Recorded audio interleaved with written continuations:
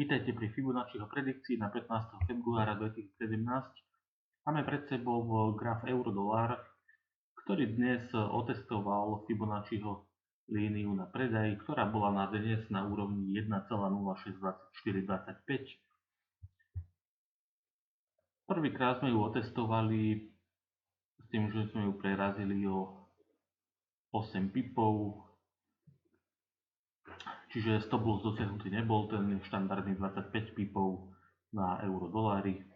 No a následne euro-dolár poklesol o 17 pipov. Takže určite ste zarobili. Tí z vás, ktorí čakali buď väčší zárobok alebo stop loss, tak sa dočkali väčšieho zárobku.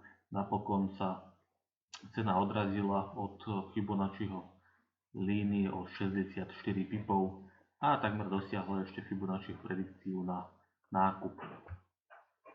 Poďme sa pozrieť na zajtrajší deň, ako to vyzerá na zajtra. Takže máme tu predajnú úroveň na úrovni 1,059697. No a nákupná úroveň je na 1,0520. Poďme na DAX, ktorý dnes takmer otestoval Fibonacciho líniu na nákup. Škoda, že trh nešiel ešte nižšie o 9-10 pipov, čo naozaj pre DAX nie je veľa. Škoda toho a odrazil sa smerom nahor.